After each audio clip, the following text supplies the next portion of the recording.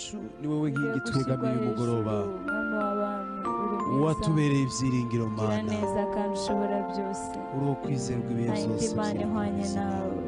uganze mu buzima bwawe, umutima wanje uciye bugufi umugoroba ari wowe ushirwa hejuru Mana, nawe ari twe, ahubwo kugira neza kwawe aba ariko kuganza ijwi ryawe, imitima yawe yakire kubaho kwawe muri we. wabwicayiro kukurera tunyuzwe no imbere y'amaso yawe Mana, uri Mana nziza, uri Mana tunyuzwe no kukuramya Mana, tunyuzwe no kuganira nawe muri ubu buryo uyu mugoroba. Reka ubushake bwawe bube.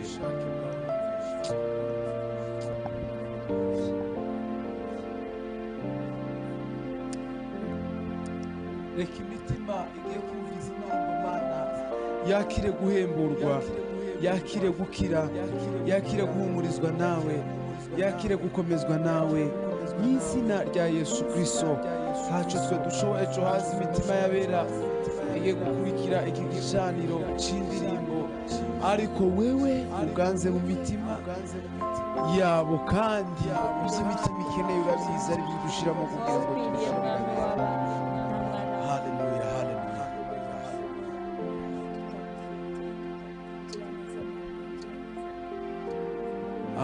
Imana ibahe umugisha. Turabegereje muri uyu mwanya wo kuramya Imana kugira ngo twese tubane, turamye Imana, usabane n'Imana aho uri. Ubu nyine ibihe si byiza, insengero zirakiza.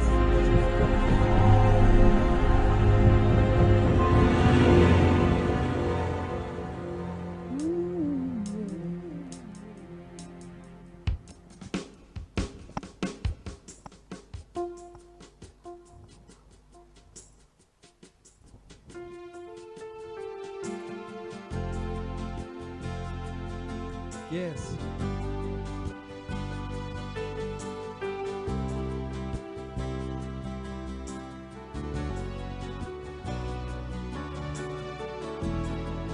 Hallelujah.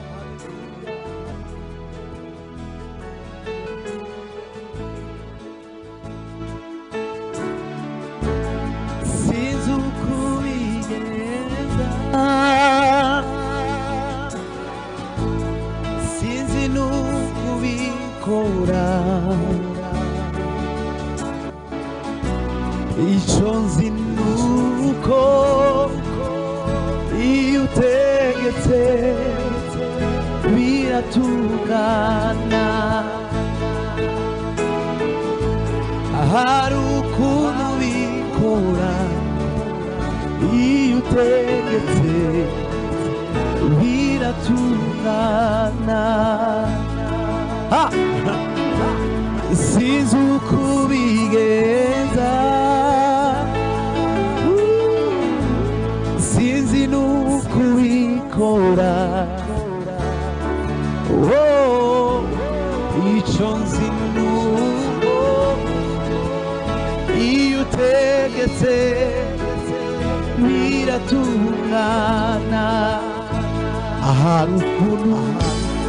Hari ukuntu bikora iyo utegetse biratungana.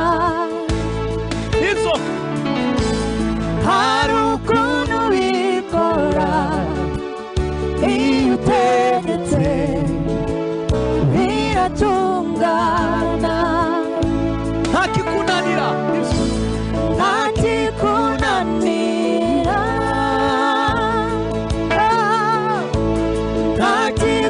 ntakikunanira.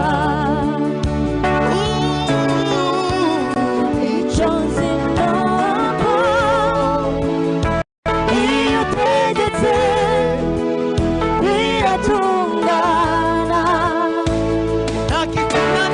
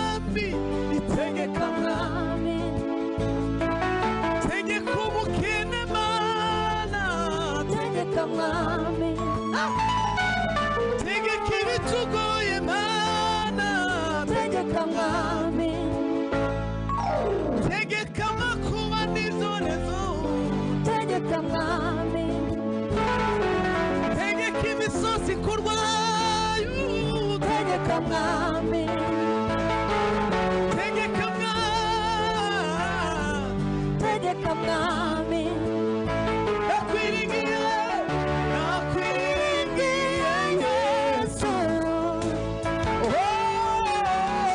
nizeye ijambo ryawe, kuko iyo uvuze rimwe gusa riratungana. nakwiringiye Yesu, nizeye ijambo ryawe, kuko iyo uvuze rimwe gusa biratungana. Tegeka mwami,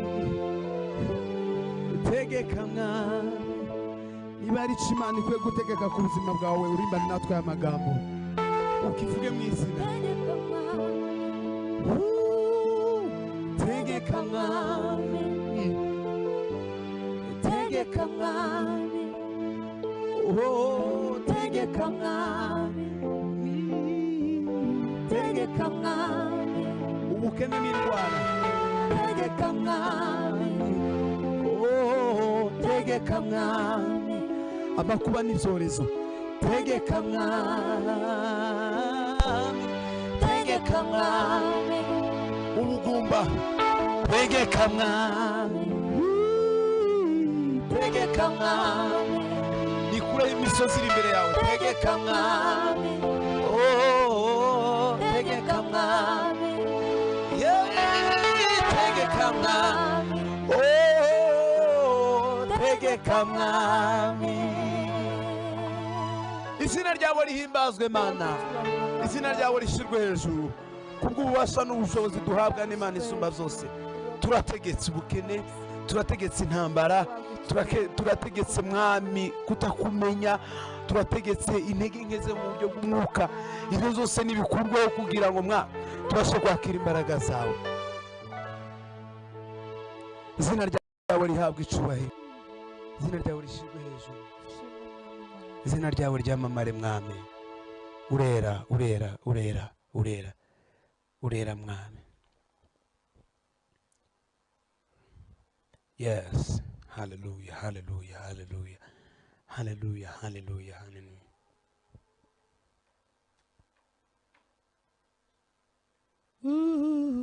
Ooh, yeah.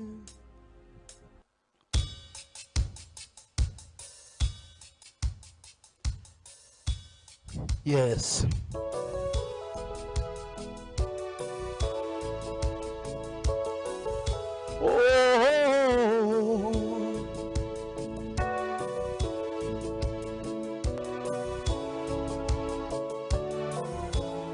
Yes.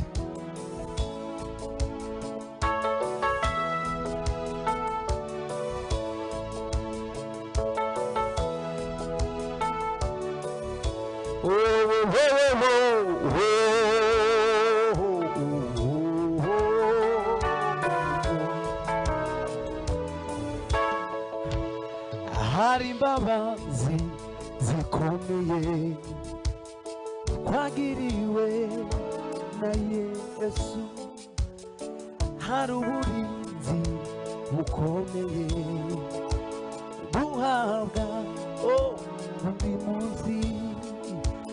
Hari imbabazi zikomeye twagiriwe na Yesu, hari uburinzi bukomeye duhabwayo buri munsi. Hari imbabazi, hari imbabazi, hari imbabazi zikomeye zirahari. Hari imbabazi, hari imbabazi, hari imbabazi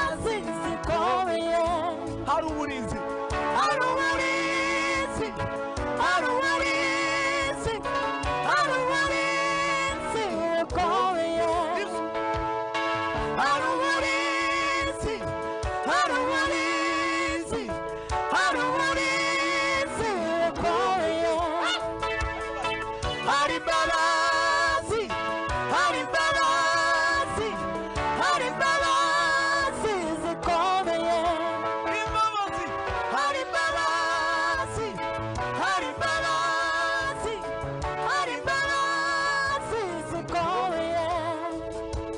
Ntidufite gutinya habe na gato, kuko ubuzima bwacu buri muri we. Ntidufite gutinya habe na gato, kuko ubuzima bwacu buri muri we. Haba mu byago ndetse no mu makuba, aturindisha imbabazi agira. Haba mu byago ndetse no mu makuba, aturindisha imbabazi agira.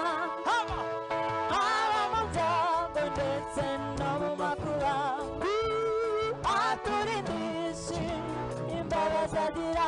Kuba turiho n'abana bwayo, kuba turiho n'urukundo rwa Yesu, kuba turiho n'abana bwayo, kuba turiho n'urukundo rwa Yesu.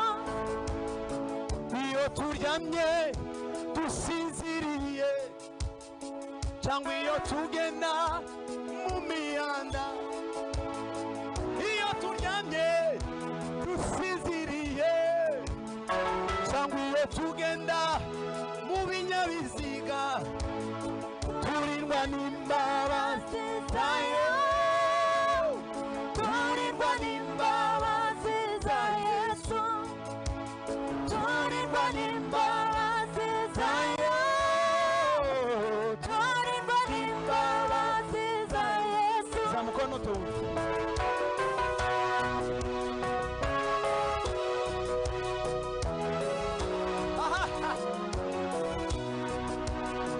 Iki gitumye wiheba mudafite Imana, iki gitumye urara udasinziriye, kandi Imana hari ijambo yavuganye nawe ijya yivuguruza, kandi nayo yababajwe no kugeragezwa, ibasha no gutabara abageragezwa bose. Nshuti yanjye, ibwira Imana. Iki gitumye wiheba mudafite Imana, iki gitumye urara udasinziriye, kandi Imana hari ijambo yavuganye nawe ijya yivuguruza, kandi nayo yababajwe no kugeragezwa, ibasha no gutabara abagerageza bose. Nshuti yanjye, ari data, kuko ari data, tukababana turi kumwe, ntacyo tuzaba, kuko ari data, tukababana turi kumwe, ntacyo tuzaba. Imana ni data. Yo yo yo yo.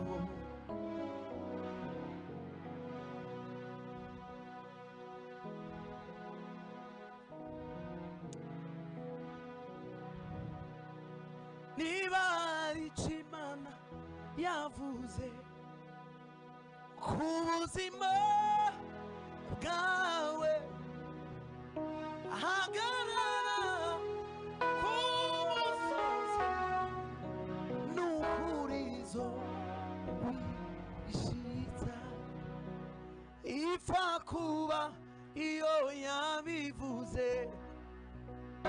ihora ariyo kwizerwa, ntishobora kwivuguruza. N'ukurizo wishitsa, muhumure, muhumure, dufite Imana ikomeye idashobora kwirengagiza amarira yawe. Izina ryawe rihimbazwe Mana we, uwo kwizerwa ibihe byose. Kwirengagiza amarira y'ubwoko bwawe Mana, ushobora kwirengagiza amarira y'abagaragu bawe Mana. Ni ijyayirengagiza urisanga wese, iho ihaza amaso abayisenga. Ni igibana natwe muri tunaniza,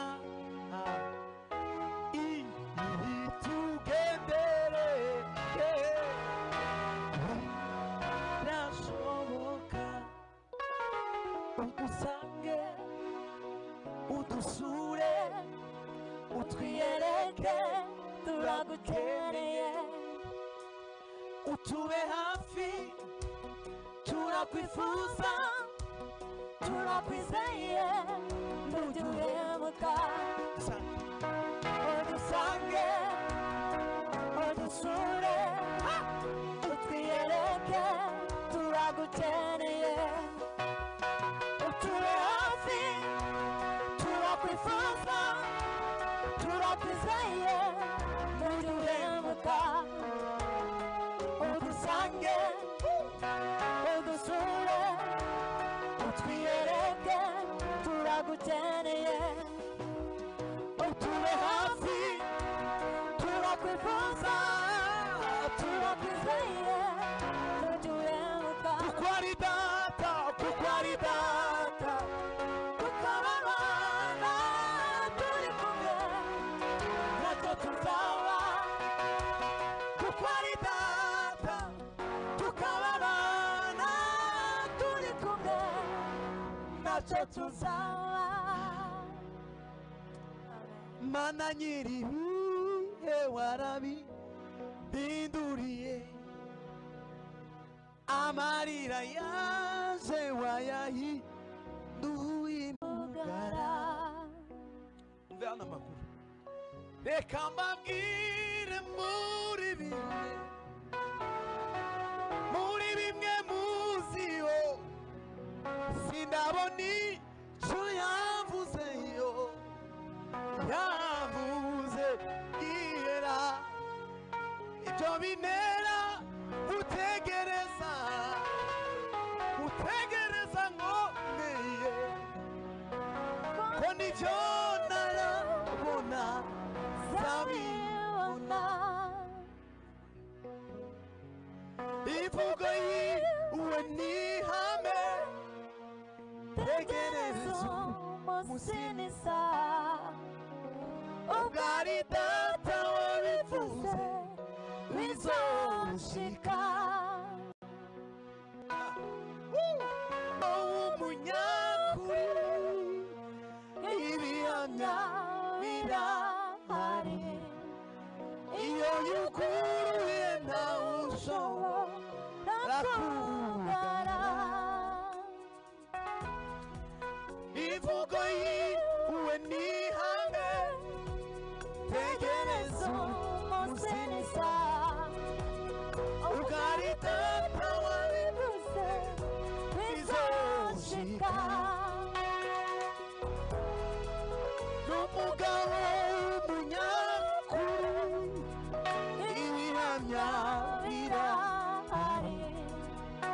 Iyo yuguruye ntawe ushobora kugara. Mana numeze nk'abantu utubwira ibinyoma, kandi nukora nk'abantu wicuza icyo wavuze. Turi guhamya Imana kandi tubakomeza kugira ngo niba hari icyo Imana yavuze ku buzima bwawe. Murinzi yavuze ngo uhagarare ku musozi, ni ukuri izobishitsa. Kwizera iyavuze, gutegereza igihe cyayo, Imana yacu izabikora. Amen.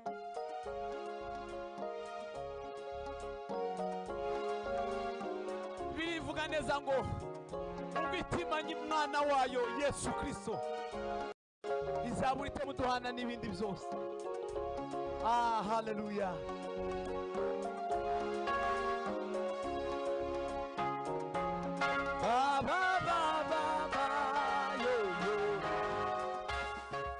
Shimwa Yesu mutimwa nawe mukawera wamutumenyesheje. Shimwa Yesu mucunguzi, shimwa Mana yamutanze. Shimwa nawe mukawera wamutumenyesheje. Turavuga ishimwe ryawe, turavuga imbaraga, turavuga n'imirimo iyo twakubonanye. Turavuga ishimwe ryawe, turavuga imbaraga, turavuga n'imirimo iyo twakubonanye. Wowe ntugihemuka kandi ntukoze isoni, abikuze Mana yacu ukura bikwiriye. Wowe ntugihemuka kandi ntukoze isoni, abikuze Mana yacu ukura bikwiriye. Abibwiye abantu barabahemukira, ndetse babahanga amaso bakabakoza isoni. Abibwiye abantu barabahemukira, ndetse babahanga amaso bakabakoza isoni. Abibwiye abantu barabahemukira we, ndetse babahanga amaso bakabakoza isoni. Wowe ntugihemuka kandi ntukoze isoni, abikuze Mana yacu ukura bikwiriye. Wowe ntugihemuka kandi ntukoze isoni, abikuze Mana yacu ukura bikwiriye. Wowe ntugihemuka kandi ntukoze isoni, abikuze Mana yacu ukura bikwiriye. Mana ntumeze nk'abantu gutubwira ibinyoma, kandi ntukora nk'abantu bicuza icyo bavuze. Mana ntumeze nk'abantu gutubwira ibinyoma.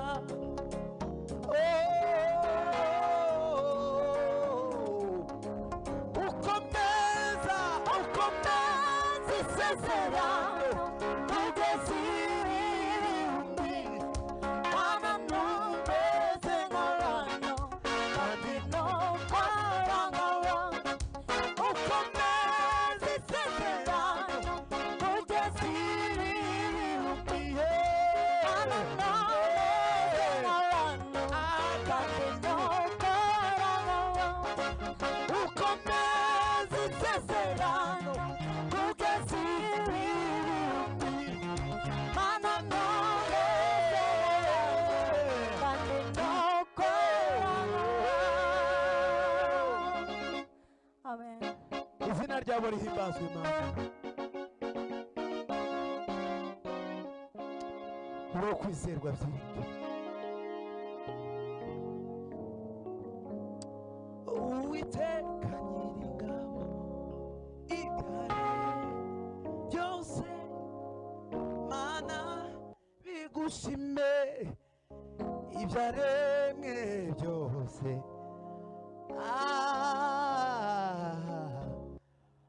ubereye amashimwe.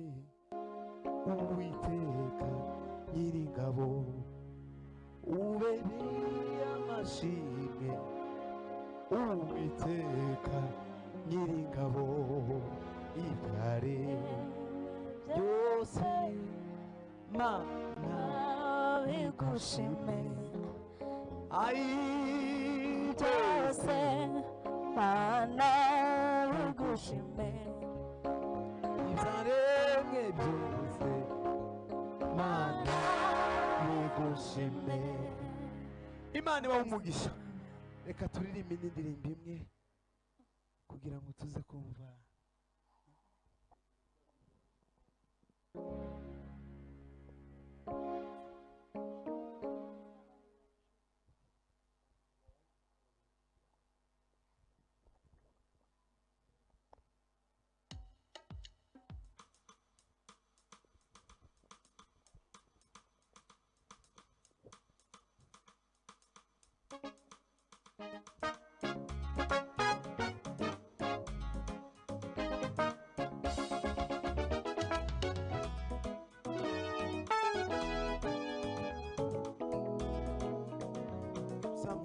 Wimbaza Imana ya Isirayeli.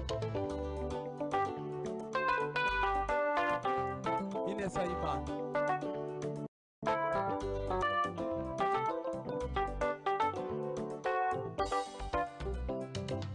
Mana sirimwe kandi si kabiri nabonye ineza yawe. Mana sirimwe kandi si kabiri nabonye ineza yawe. Ayiwe nabonye ineza. Mana sirimwe kandi si kabiri nabonye ineza yawe. Mana sirimwe kandi si kabiri nabonye ineza yawe. Ayiwe Mana sirimwe kandi si kabiri nabonye ineza yawe. si gatatu nabonye ineza yawe. Mana sirimwe kandi si kabiri nabonye ineza yawe. Si kane kandi si gatanu. Mana sirimwe kandi si kabiri nabonye ineza yawe. Ibyo Mana sirimwe kandi si kabiri nabonye ineza yawe. ayiwe si gatatu nabonye ineza yawe. Mana sirimwe kandi si kabiri.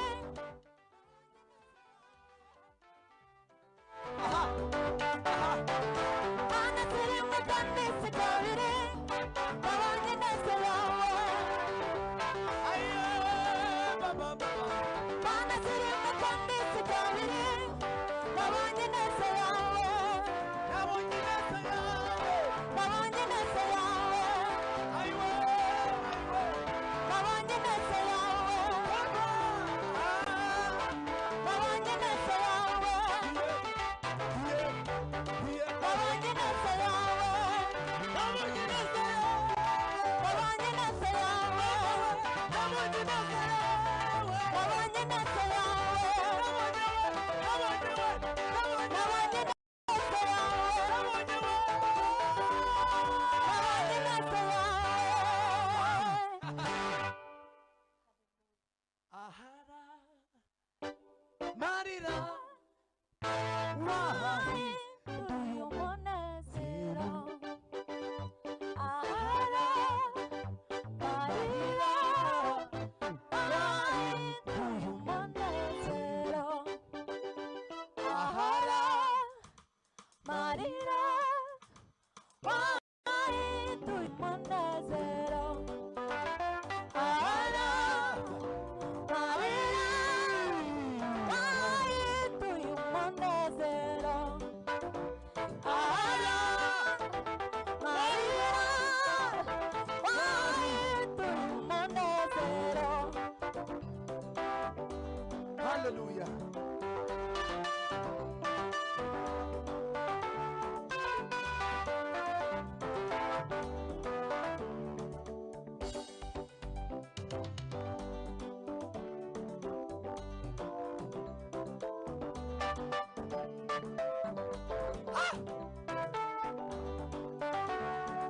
Nyemerera ngendane nawe. Nyemerera ngendane nawe. Nyemerera ngendane nawe. Nyemerera ngendane nawe. Nyemerera nyemerera yo. Nyemerera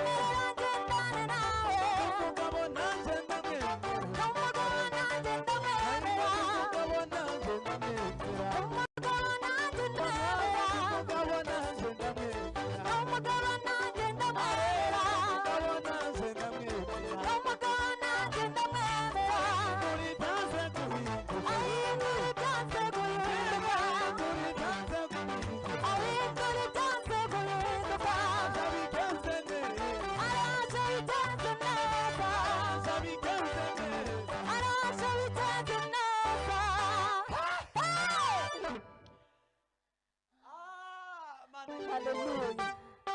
Habwa icyubahiro Mana. Hallelujah, hallelujah. Hallelujah. Ako karimo tugasubirana kugira ngo tuze gutanga umwanya.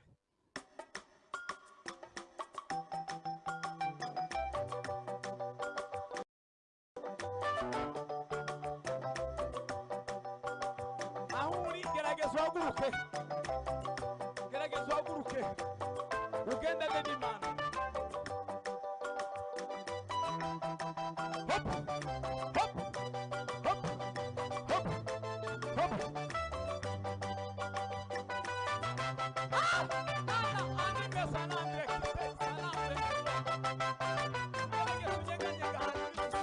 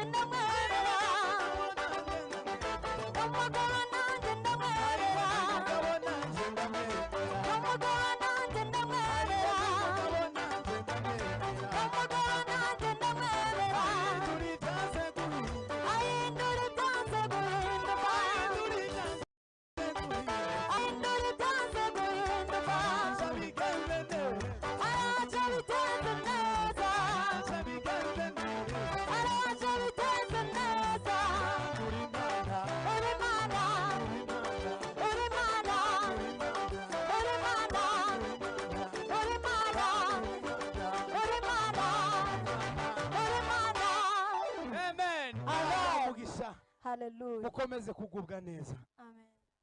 Araje bigenze neza. Araje bigenze neza. Uri byanze guhinduka. Ahindura ibyanze guhinduka. Uri byanze guhinduka. Ahindura ibyanze guhinduka. Uri byanze guhinduka. Ahindura ibyanze guhinduka. Umugabo nanjye ndamwemera. Umugabo nanjye ndamwemera. Umugabo nanjye ndamwemera. Umugabo nanjye ndamwemera. Araje bigenze neza. Araje bigenze neza. Araje bigenze neza. Araje bigenze neza.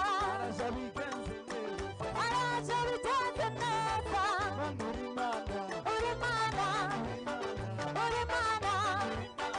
Uri Mana. Uri Mana. Uri Mana. Uri Mana. Uri Mana. Uri Mana. Uri Mana. Uri Mana.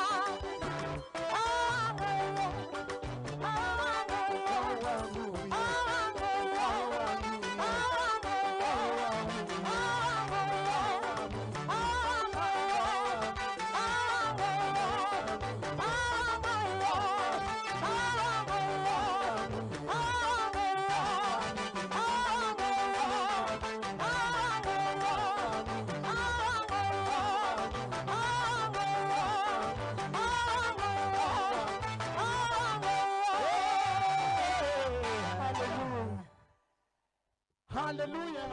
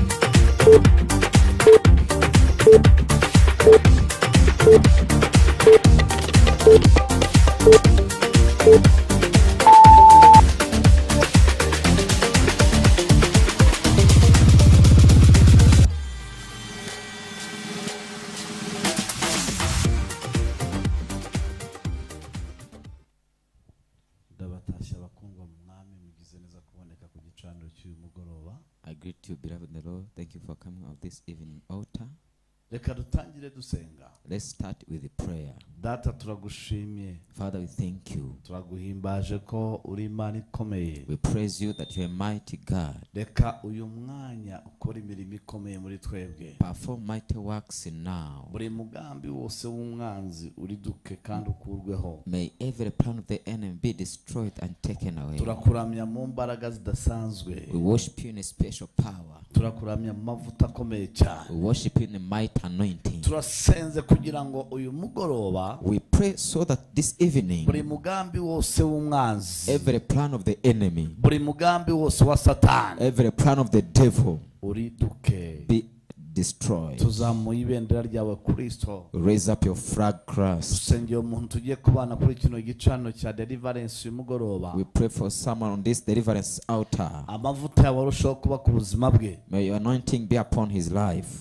Hallelujah. Hallelujah. Nohereje umuriro mu mubiri we. I send fire in his body. Nohereje umuriro mu ngingo ze. I send fire in his joints. Nohereje umuriro mu mibereho ye. I send fire in his Mu life. izina rya Yesu. In the name of Jesus. Data tugushimye ko wahageze. Father, we thank you you're already here. Tugushimye ko imirindi yawe We yahageze. thank your footsteps are already Reka here. ibyishyize hejuru byose kurwanya Imana bikurweho. What raised against God be taken away. Reka ibirwanya ubuzima bw'abantu bikurweho. What fight people's lives be taken Reka away. ibendera ryawe Kristo rizamurwe. Let your banner Christ be lifted up. Rishyirwe hejuru muri uyu mugoroba. Be raised up this evening. Wino ugaragare. Come and show up. Wino ukore. Come and perform. Mu izina rya Yesu. In the name of Jesus. Hallelujah. Hallelujah. Bakundwa mu mwami mugize neza kuboneka ku gicaniro cy'uyu mugoroba. Thank you for coming this night's altar, beloved the Lord.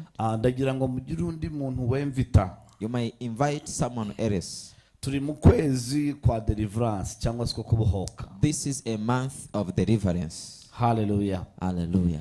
Aho Imana igiye gukora imirimo ikomeye ku buzima bw'abantu cyangwa se irimo ibikora. Whereby God is going to perform something upon people's lives.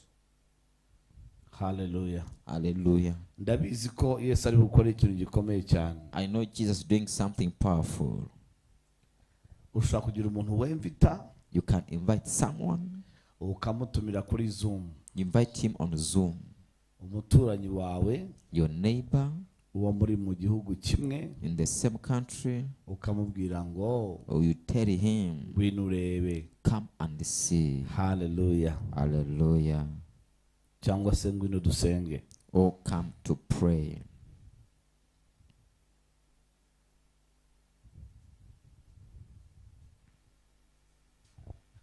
Hallelujah. Hallelujah. Turasoma ijambo ry'Imana dusanga muri Yesaya ibice 10 umurongo wa 27. We are reading from Isaiah chapter 10 verses 27. Niryo jambo tugiye gusengeramo uyu mugoroba. That's the word you're going to use in the prayer of this evening. Ndasaba abantu bari kuri Zoom kugira ngo mushyireho video zanyu kugira ngo turebane. I ask people on Zoom, put on your video so I may see your faces. Uko nkureba niko mvuga ku buzima bwawe. As I see your face, that's how I speak upon your life. Tusome ijambo ry'Imana. That's the word of God. Yes, shiraho video yawe kuri Zoom. Put on your video on Zoom. Welcome Frida Aware. Karibu Frida Aware. Welcome Eric. Karibu Eric. Imana iguhe umugisha. May God bless you. Nikuze urakaza neza. Nikuze, you're welcome. Hallelujah. Hallelujah. Komeza ushireho video yawe. Put on your video. Uyu munsi rero tugiye kuvuga gato cyane ku ijambo rijyanye na deliverance ubundi dufa. Today we're going to take a short time to speak about the word of deliverance. Then we pray for people about deliverance and healing. Kandi ndabizi neza ko umuntu wese turi kumwe ku gicaniro ari bugira ubuhamya bushya. I know that everyone on this altar shall have new testimony. Hallelujah. Hallelujah. Reka dusome iri jambo ry'Imana. Let's read this scripture. Ijambo ravuga ngo muri Yesaya 10:27. Isaiah 10:27. abango uwo munsi umutwaro baguhekeshaga uzakuva ku bitugu kandi uzakurwaho uzava ku buretwa bagushyizeho uburetwa buzakurwaho no gusigwa. It says, in that day their burden shall be lifted from your shoulders, the yoke from your necks, the yoke will be broken because of the anointing. Uburetwa buzavanwaho no gusigwa. Bondage shall be taken away by the anointing. Hallelujah. Hallelujah. Hallelujah. Hallelujah. Hallelujah. Hallelujah. Uburetwa buzavanwaho no gusigwa. Bondage shall be taken away by the Iryo anointing. niryo jambo tugiye kuganiraho uyu mugoroba. That is the word we're going to speak about this evening. Uburetwa buvanwaho no gusigwa. Bondage should be taken away by the anointing. Uburetwa buvanwaho n'amavuta. Bondage taken away by the anointing. Uburetwa burimburwa n'isigwa. Bondage that is destroyed by the anointing. Nicyo ngira ngo wumve muri uyu mwanya. That's what I want you to understand now. Nicyo ngira ngo ucakire muri uyu mwanya. That's what I want you to receive right now. Uburetwa Then slavery buzavanwaho no gusigwa. shall be taken away by the anointing. Buzavanwaho n'isigwa. Shall be removed by the anointing. Hari isigwa Uwiteka dushyizeho muri uyu mwanya. The Lord has anointed us now. Hari isigwa umwuka w'Imana dushyizeho muri kuno kwezi. There is anointing the Spirit of God has set upon us on this month. Hari amavuta y'isigwa ari ku buzima bwacu. There is anointing of unction upon our Imana lives. ishyizeho amavuta yo gukiza ubuzima bwawe. God has anointed me to set free your life. Yesu ashyizeho amavuta yo gukiza famiye yawe. Jesus has anointed me to set free your family. Uburetwa buzavanwaho no gusigwa. The yoke shall be taken away by the Iyo anointing. dusomye ijambo muri Luka So when we read it from Luke, ibice bine chapter 4, umurongo wa 18 verses 18, ijambo riravuga ngo the word says, hallelujah. hallelujah. Ni ijambo Yesu yavuze It is the word by Jesus ageze mu rusengero Yerusalemu when he reached the church in Jerusalem. ngo bamuha umuzingo w'igitabo arawubumbura They gave him the scroll and open, abwira abantu and he told the people, arababwira ngo umwuka w'umwami Imana ari kuri jye he told them, the Spirit of God is upon me. nicyo cyatumye asiga amavuta. That's why he has anointed me. Buri muntu wese umwuka w'Imana ajya amusigira ikintu. Everyone is anointed for something by the Spirit of God. Abantu basigwa n'amavuta y'umwuka wera kubw'impamvu runaka cyangwa se icyo Imana ishaka. So people are anointed by the Holy Spirit according to God's purposes. Hari ikintu Imana ishaka There's something God wants ko kihesha icyubahiro to glorify him mu muryango wawe. in your family. Hari umuntu wabisigiwe. There's someone who is anointed for that. Hari icyo Imana ishaka God is looking for ko something, imbaraga zayo zigaragara and his power should be manifested mu itorero. in the church, Imana igasiga umuntu amavuta and God anoints kugira someone. ngo uwo muntu ahaguruke. May that person to arise. Buri kinyejana cyose Every generation, Imana ihagurutsa abagabo, God raised men, Imana ihagurutsa abantu God raised people. kugira ngo bayiheshe icyubahiro, They may glorify him, ikabashyiraho amavuta. and he anointed them. Iki si igihe cya Pawulo, This is not a time for, iki si igihe cya it's Mose, not a time for iki Moses. si igihe cya Yohana. This is not the time for John. This is our time. Iki ni igihe cyacu. Iki ni igihe cyacu. This is our Ni time. igihe Imana ishyizeho amavuta. God has anointed us. Ni igihe umwuka w'Imana dutumye. The time the Spirit of God has sent Ni us igihe hari ibyo Imana idusigiye amavuta. is when God has anointed us for something. Ndimo ndumva amavuta. I feel the anointing. Welcome, welcome, welcome. Welcome, karibu, karibu. Abarimo baza ku gicaniro murakaza neza. Welcome on the altar, welcome. Imana y'amahoro ibaha umugisha. May God of peace bless Uyu ni you. umugoroba w'isigwa. This is an evening of the Uyu ni anointing. umwanya w'isigwa. This is the time of the Hari anointing. icyo Uwiteka agiye gukora. The Lord is going to do something. Hari amavuta y'umwuka wera. The anointing of the Holy Spirit. Ndasaba abantu bafite amavuta elayo muyashyire hafi. I ask people who have oil of oil. Ndasaba abantu bafite ubuki babishyire hafi. You may bring nearby you honey. Ngiye gusengera ubuki n'amavuta elayo. oil. I pray for honey and the olive oil. Abantu bagiye guhura n'Imana mu buryo budasanzwe. People are going to meet God in a special way. Kigomba kwamburwa imbaraga. Something must lose power. Hari kigomba kwamburwa ubushobozi. Something must lose authority. Kubw'amavuta. By the anointing. Kubw'umwuka wera w'Imana. By the Holy Spirit of God. Kubw'imbaraga yasuye Yesu mu bapfuye. By the power raised Jesus from the dead. Hari kigomba guhinduka. Something must change. Hari umuriro. There is fire. Yay! Yay! Hallelujah! Hallelujah! Yesu Jesus, yinjira Yerusalemu. he entered into Jerusalem. Akonfirima rino jambo. So he confirmed this word. Turimo dusoma muri uyu mwanya. So as we are reading right now Riri muri Yesaya. from Isaiah Ibice 10. chapter 10 Umurongo wa 27. verses 27, Biravuga ngo it says, hallelujah. hallelujah, Uwo munsi. that very day, Uwo munsi nta wundi n'uyu nguyu. there is no any other day apart from today. Umutwaro bajyaga baguhekesha. The burden that was upon your shoulder Uzakuva ku bitugu. shall be taken away from your shoulder, Kandi and then uzakurwa ku buretwa you shall come out of bondage bagushyizeho. that has set upon you. Uburetwa Then the bondage buzakurwaho no gusigwa. shall be taken away by the Reka anointing. mbabwire ngo hari ugusigwa. Let me tell you, there is anointing. Reka mbabwire ngo hari amavuta. Let me tell you, there is anointing. Reka mbabwire ngo hari ugukora kw'amavuta. Let me tell you, the anointing is at work. Sinzi ahantu uri. I don't know where you are. Sinzi aho wicaye. I don't know where you're seated. Ushobora kuba uri muri You salo. may be in your sitting room. Ushobora You kuba uri mu cyumba. may be in your room. You Ushobora kuba uri mu modoka may be in yawe. your own car. Aho uri hose. Wherever you are, Aya mavuta aragukoraho. this anointing will touch you. Ushobora kuba uri mu kigeragezo. You may be in your trouble. Ushobora kuba ufite You may uburwayi. be sick. Ushobora kuba ufite ikintu You kikugoye. may be something telling you. Hallelujah. Hallelujah. Ijambo ryatubwiye The ngo word has said uwo munsi that very day, umutwaro the burden bajyaga baguhekesha has been upon your shoulder. uzakuva ku bitugu. Shall lose your shoulder. Uzavanwaho no gusigwa. Shall be taken away by the anointing. Gusigwa The anointing izavanaho umutwaro. shall take away your yoke. Umutwaro The wikoreye. yoke upon you. Umutwaro The wakorejwe. yoke has been upon your shoulder. Umutwaro abanzi The bagushyizeho. yoke by your enemy has set upon you. Umutwaro abarozi The bagushyizeho. yoke which people have set upon your life. Umutwaro dayimoni The yagushyizeho. yoke demon set upon your life. Uwo munsi That very day, umutwaro the yoke bajyaga baguhekesha has been upon your shoulder. uzavanwaho no Shall be gusigwa. taken away by the anointing.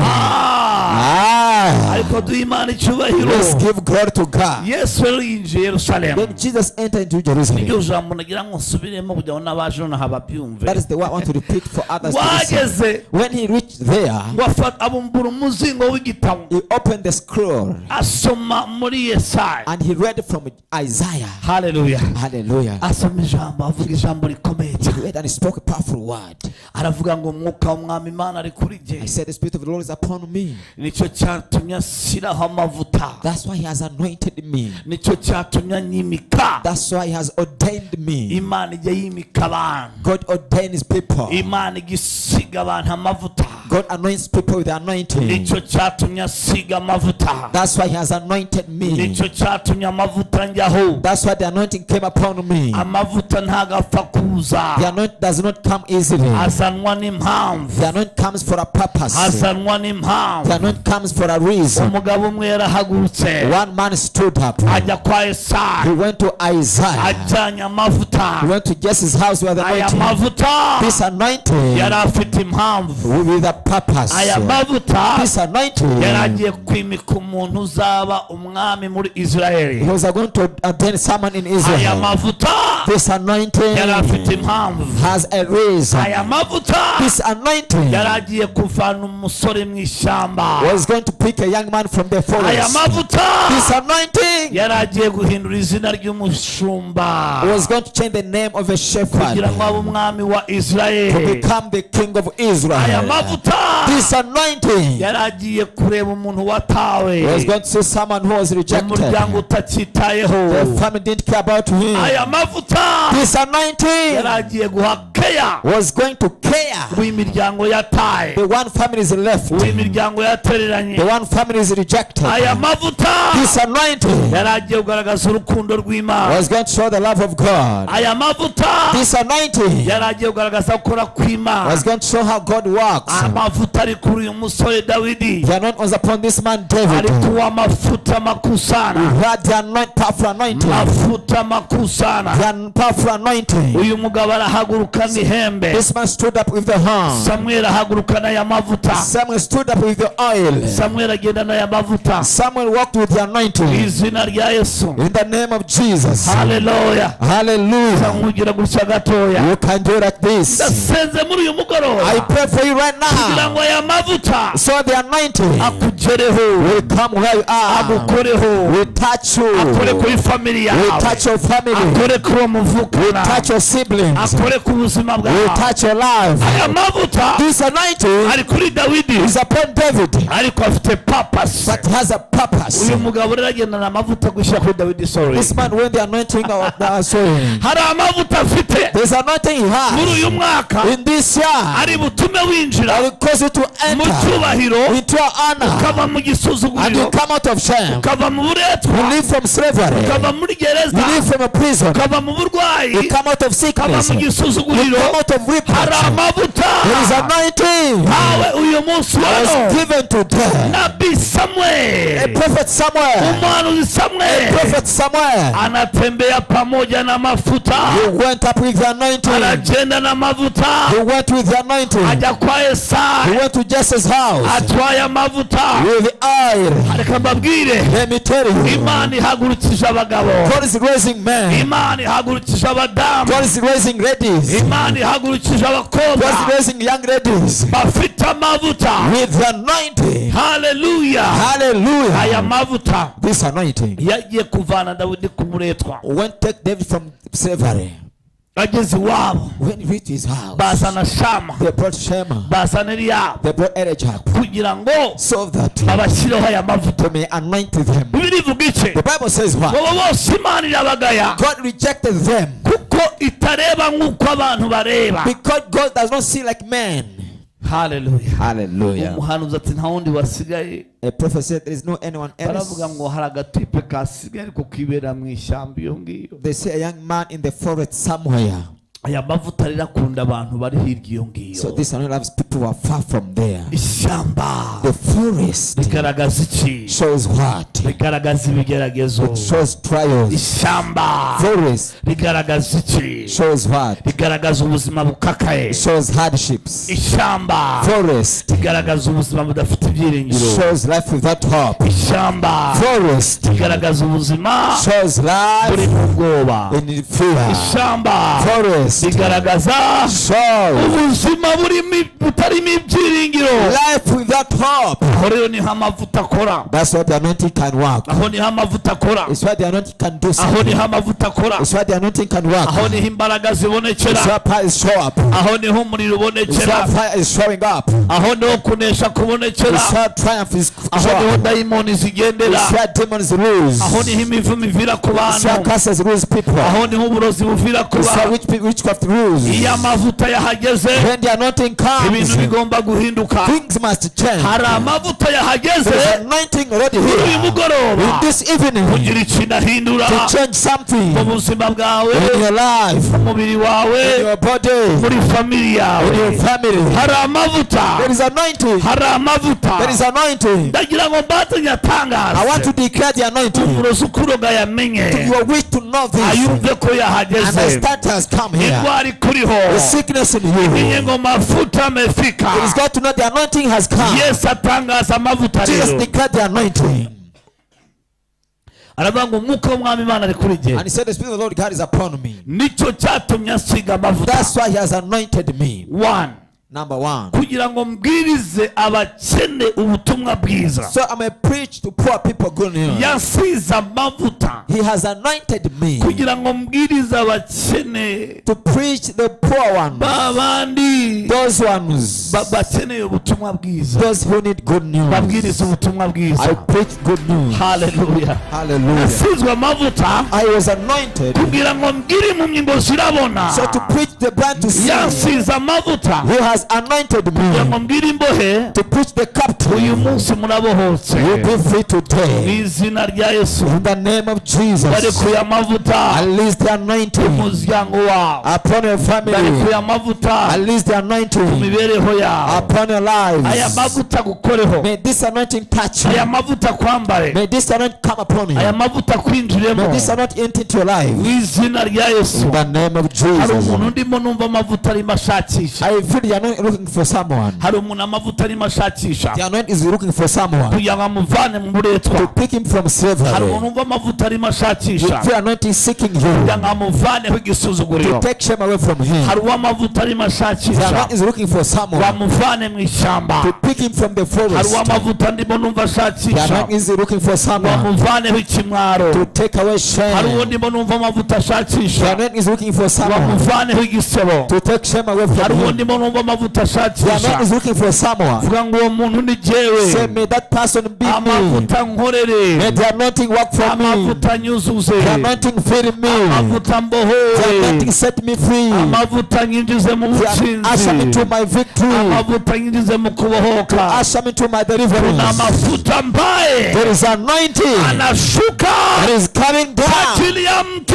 upon someone's Uwo life. muntu uvuga ngo abe jewe. You can say, let's be Uwo me. muntu abe wowe. You can say, let be you. Umuntu abe wowe. Let that person be Muri you. famiye In yawe. your family members. Amavuta araboneka. The anointing is show Mu up. kazi kawe. A place of work. Amavuta The araboneka. anointing is show up. Byari byanze. What was impossible. Amavuta The araboneka. anointing is show up. Yeee. Yay! Aravuga ngo nasizwe mu mavuta He said, I was anointed kugira ngo mbwirize abakene ubutumwa to bwiza. preach good news to the poor, Kugira ngo mbwire impumyi ngo uyu munsi murabona. to tell the blind to have their sight, Kugira ngo mbohore ibisenzegere. to set free the broken heart, Babandi badafite ibyiringiro. those who are hopeless, Bamwe badafite uwabagirira impuhwe. those who are no one with compassion. Amavuta arabakoraho. The anointing will touch them. Babandi batabonye keya. Those who are no care, Babandi batagiriwe imbabazi. those who are no compassion, Nasizwe amavuta they are anointed. kugira ngo mbwire imbohe ngo ziraboho. I was anointed captive from Impumyi prison, zibwire ngo uyu munsi murabona. and I will tell the blind to Mu see. izina rya Yesu. In the name of Jesus, Ijambo ryatubwiye ngo the word has said, imibabaro yose, all troubles, imitwaro yose all burdens izavanwaho no shall gusigwa. be removed by the anointing. Gusigwa kurakora uyu munsi. The anointing is going to do something today. Reka mbabwire ibintu bitanu Let me tell you 5 points bituma uhura n'icyo twakwita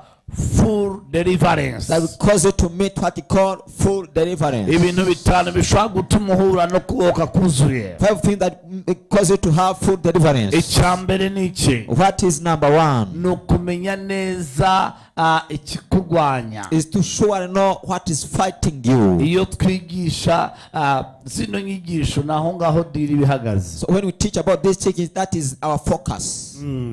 Kabisa naho focus yacu biri. That is our focus. Ni aho ngaho dutumbiri. That is our focus. Iyo wamenye ikikuboshye ikikurwanya, When you know what is fighting you, binding you, nicyo gihe cyiza cyo kwakira deliverance. that is the right time to receive deliverance. Iyo wamenye ibirwanya umuryango wawe, When you know what's fighting your family, nicyo gihe cyiza cyo kugira ngo wakire kubohoka. it is the right time to receive your deliverance. Iyo wamenye ikirwanya ibiganza byawe, When you know what's fighting your hands, nicyo gihe cyiza cyo kugira ngo cyamburwe imbaraga. it is the right time to lose power. Ijambo riravuga muri The Mariko word is said from Mark ibice 9 chapter 9 cyangwa se ibice 5 umurongo wa or 9. chapter 5 verses 9. Ijambo riravuga ngo The word says, ijambo riravuga ngo A word says, haleluya hallelujah. ngo Yesu yambuka ubwato ajya hakurya n'abigishwa be. Jesus went the other side in the boat with disciples. ngo ageze hakurya When he comes to the other side, bahura n'umuntu they met someone. dayimoni zari zaramutwaye mu irimbi. Demons had taken him in the graves. yabaga mu He irimbi lived in the grave. niho yari yicaye. It's why he was ngo seated. yahoraga yikatagura, He was always cutting his body. yahoraga yikebagura He n'icyuma was always cutting with a knife bakava amaraso. and would shed blood. yari atuye mu irimbi, He lived in the grave. yabaga mu irimbi aho ngaho He lived in the graves there. niho yararaga, That's why he used to niho sleep. ubuzima bwe bwari buri. His life was bound there. Yesu ngo aramubona, And Jesus saw him. nawe areba Yesu. And he saw Jesus dayimoni too. zivugira muri wa muntu zifite ubwoba, Demons shout in fear out of that person. ziravuga ngo duhuriye he Yesu Kristo wera w'Imana nzima, They say, what is our connection with you, the Son of the living God? ntutwice Don't kill us. ahubwo tujugunye mu mugana w'ingurube. But let's go to the pig. Yesu aravuga ngo And Jesus said, mumurekure. lose him. haleluya, Hallelujah. muvemo Lose him mugende. and go. iyo wamaze kumenya After knowing ikikurwanya icyo ari cyo, what is fighting you, intambara urwana iyo ari yo, battle you are fighting with, ikigucisha bugufi icyo ari cyo, something humiliating you, igituma utsindwa icyo ari cyo, what cause you failing, igituma urimbuka icyo ari cyo, what destroying your life. icyo ni cyo gihe cyiza That is the right cyo time guhura n'imbaraga zima. of meeting power of iyo God. wamenye ko urwanywa, After knowing that you are fighting, iyo wamenye ko uri ku rugamba, when you know that you are in a iyo battlefield, wamenye ko ukeneye deliverance, after knowing that you need iyo deliverance, wamenye ko aya mavuta uyakeneye ko akora ku buzima you bwawe, need the anointing touch upon your life. nicyo gihe cyiza It was the right time. Imana iboneka mu buzima bwawe. God is show up in your hari umugabo life. Imana igiye kwigaragariza, God is going to manifest to a hari man. umudamu Imana igiye kwigaragariza, God is going to show up to a hari woman. umusore Imana igiye God is going kwigaragariza. to show up to a young man. uyu muntu This person wabaga mu irimbi who lived in the grave ubuzima bwe bwose, his entire uyu life. muntu This man wari ubohewe mu irimbi. tied in the grave. Yesu Jesus aramubwira ngo told him, haleluya, hallelujah, haleluya, hallelujah, urabohotse. you are free. abohora ubuzima He bwe. set free his ijambo life. riravuga ngo The word says asubira i Dekapoli, he went back to Decapolis, ngo yigenza agenda ashima Imana. walking by himself praising hari God. umugabo ugiye gushima Imana, There is man who is going to praise hari God. umugabo uri busubiraneyo ubuhamya, There is man who is going back with hari testimony. umugore uri busubiraneyo A ubuhamya. lady who is going back with testimony. ngo asubira i Dekapoli, He went back to ngo Decapolis. agenda ashima Imana, He went praising abwira God. abantu b'i Dekapoli He said people of Decapolis, igitangaza yabonye, a miracle he has seen. ababwira imbaraga yahuye nazo. He told them the power he has vuba aha felt. ngaha Very soon, ugiye kubwira abantu you are going to tell people imbaraga wahuye nazo, that the power you have met. ugiye kubwira abantu You are going to tell people amavuta yagukoreye, the anointing worked for ugiye you. kubwira abantu You are going to tell people umurozi wawe uburyo how your yatsinzwe, weak is defeated. ugiye kubwira You abantu are going to tell people uburyo indwara yawe how yagiye. your sickness has gone. Yesu ngo akize uyu muntu, Jesus healed this person, ariko kugira ngo akire but for him to get yabanje healed, kumenya ibimurwanya uko he bingana. first knew among the people fighting him. intambwe ya kabiri The second step yo kugira ngo wakire deliverance for you to receive your ni deliverance ukugira umwanya wo kwiyeza. is to have time of repentance. abantu benshi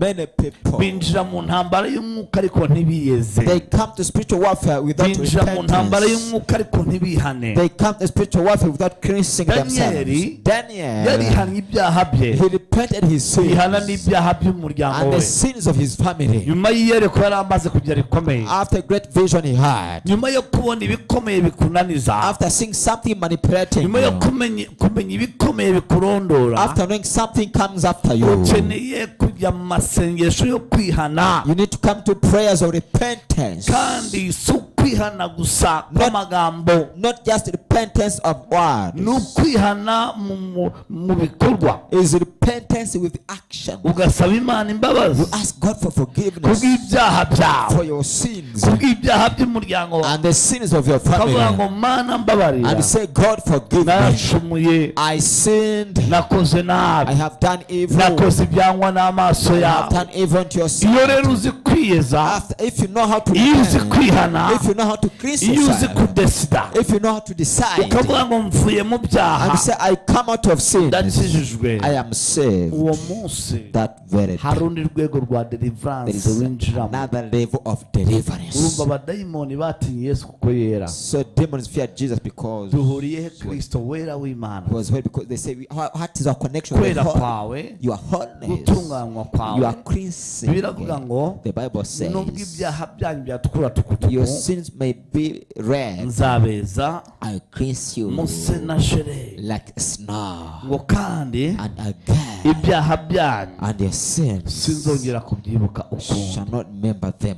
more. Hallelujah, Hallelujah. hallelujah, Hallelujah. sinzongera kubyibuka I ukundi. shall not remember them more. ibyaha byawe Your sins ntago biri bwongere kwibukwa shall not ukundi niwiyeza. be remembered no more if you iyo rero uzi repent. kwihana, If you know how to iyo repent, uzi kwiyeza, if you know how to cleanse yourself, urezwa burundu, you are totally cleansed ugatunganywa burundu. and you are purified totally.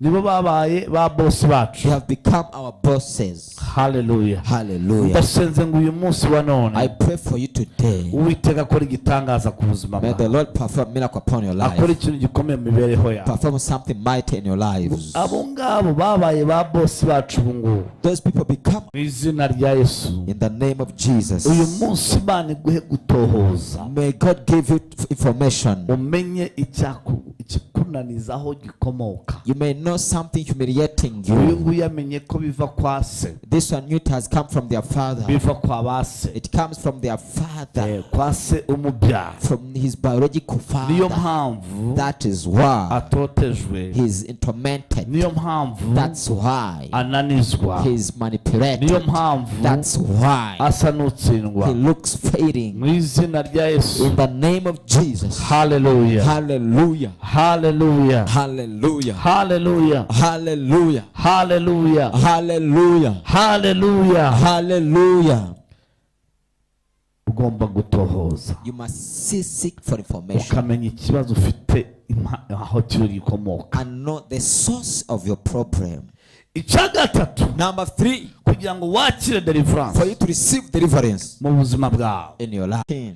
ngo nuvana ibigawa mu bishimwa, If you separate evil from good, uzaba nk'akanwa you k'Uwiteka. shall have the mouth of the Lord. uhinduka nk'akanwa You become like a mouth, k'Uwiteka. a mouth of the Lord. ibyo wanze no mu ijuru barabyanga, What you refuse, heaven refuse ibyo them. ukunze no mu ijuru barabikunze. What you like, heaven like them. niyo mpamvu ijambo rivuga ngo That's what the word says. ibyo muzahambira mu isi What shall bind on the earth no mu ijuru bizahambira. shall be bound in heaven. ese bihambirwa gute? How shall be loosed? wayiza no gufata imigozi, Do you think it's take lobes? no gufata iminyururu? It's take chains? hoya, No. no kubihambirisha amasengesho yawe. It's to bind them in your prayer. amasengesho yawe Then your prayer, ushobora guhambira, you can bind, ushobora guhambura. you can set free. igihe uvuga ngo mu izina rya When you Yesu say in the name of Jesus, ndabyanze, I refuse. ibinaniza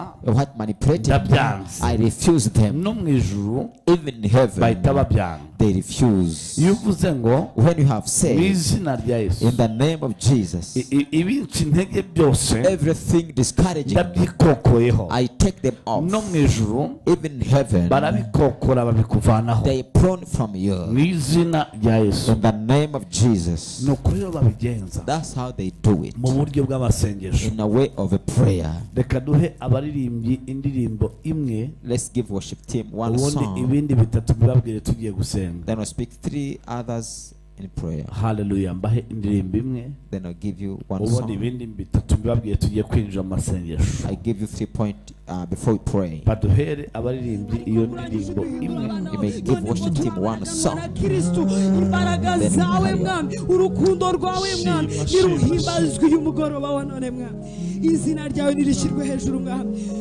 umanuke mwami Imana, ibendera ryawe rigaragare hano, ubuntu bwawe bugaragare hano. Turagushaka Mwami, turakunyotewe n'ukuri Mwami, turagushaka.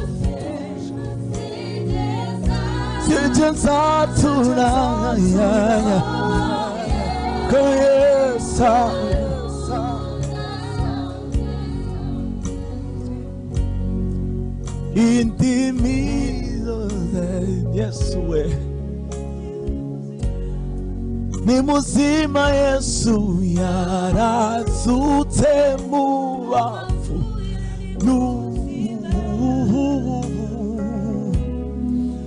indimi zose zitezatura ko Yesu ari umwami. Indimi zose n'indimi zose zigeza ko Yesu ari umwami. Indimi zose zigeza tura ko Yesu ari umwami. Indimi zose n'indimi zose zigeza tura ko Yesu ari umwami.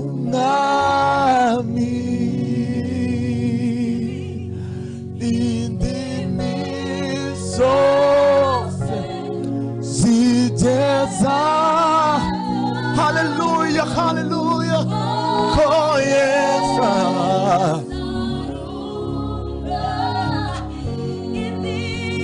Oh, indimi zose zigeza tura ko Yesu ari umwami.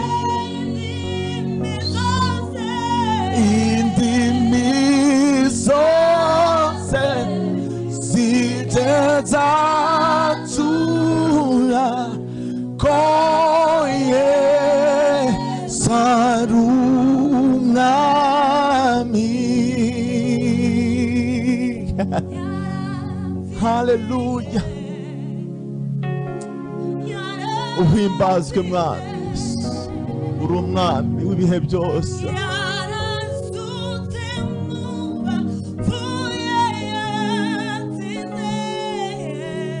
Yes.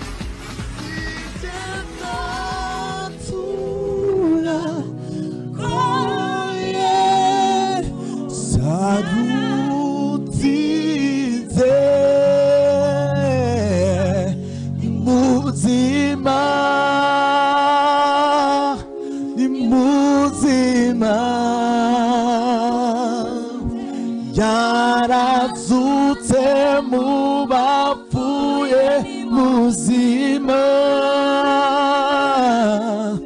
Indimi zose zigeza tura ko Yesu ari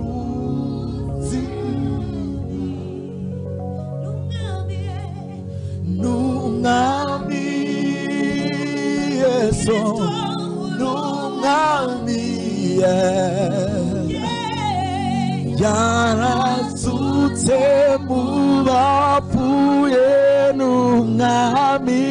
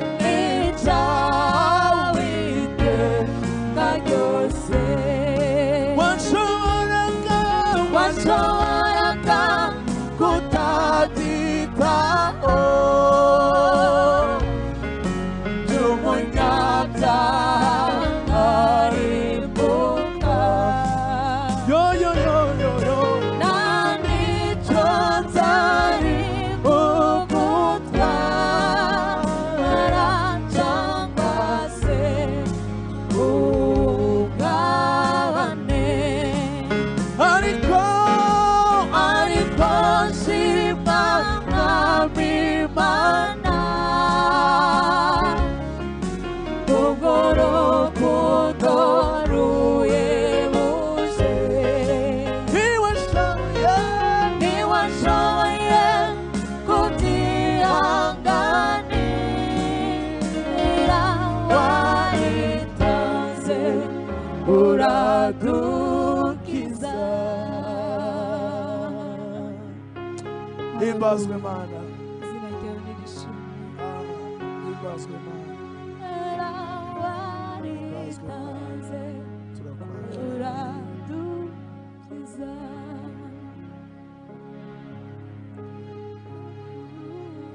Himbazwe Mana, himbazwe Mana, himbazwe.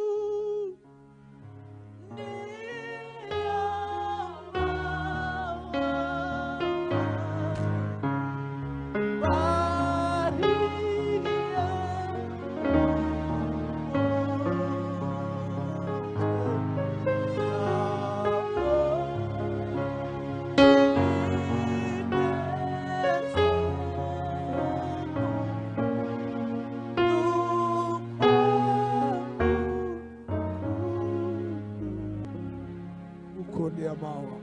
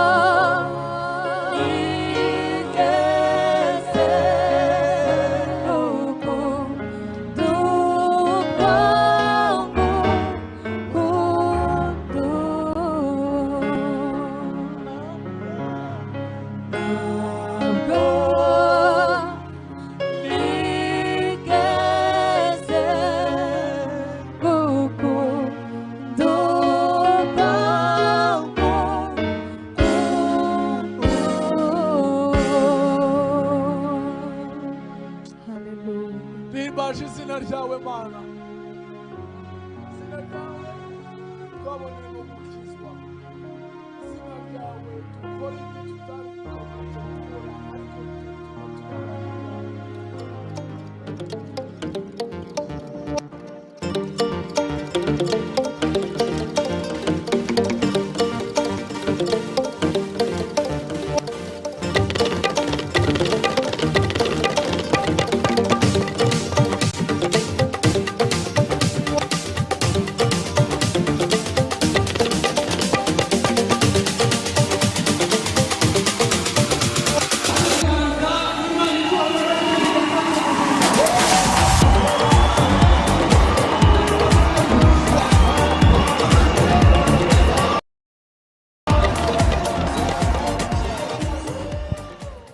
Yes, Imana ibahe umugisha mu izina rya Yesu. Ntabwo nigeze ngokondo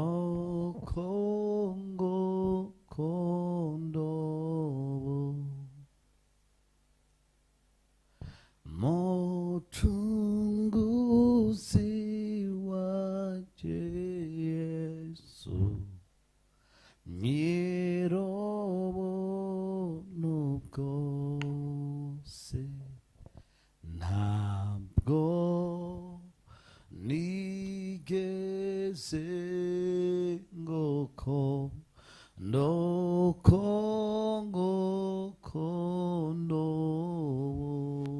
ngokondo.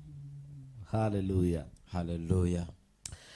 Mungu awabariki sana. May God bless you so much. Tugiye gusenga. We are going to pray. Twakemura kuri tekinike bigenze neza. So we are solving technical problems.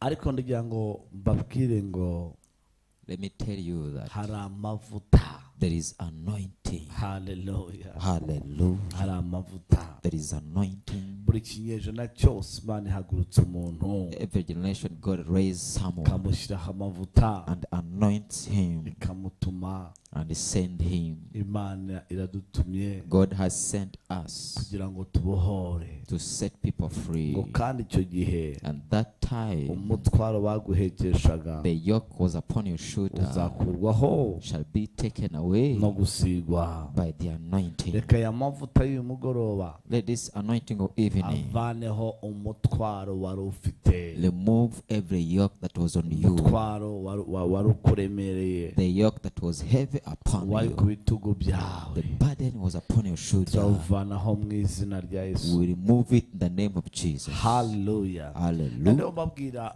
ibintu bitanu cyangwa se uburyo butanu bakiramo icyo twakwita full deliverance. I was telling you how to see food deliverance. One, twabonye kumenya. Number one, we have seen knowing, Kumenya neza ikikurwanya. understanding what you are fighting with. Icya kabiri, Number two, twabonye icyo twavuga ngo no guperereza cyangwa se no gutosa. seen what you may call investigating for information. Icya gatatu twabonye kwiyeza. Number three, you have seen cleansing. Nari ngeze rero ku cya kane. I was about to come to number four. Icya kane, Number four, no kwitandukanya n'ibyikurwanya mu buryo bw'amasengesho mu buryo butatu. is separate from evil spirit fighting you in prayer. Uburyo bwa mbere Way number one no kuvuga is to speak out n'akanwa kawe. with your mouth. Hallelujah. Yeremiya 15:19 Jeremiah 15:19.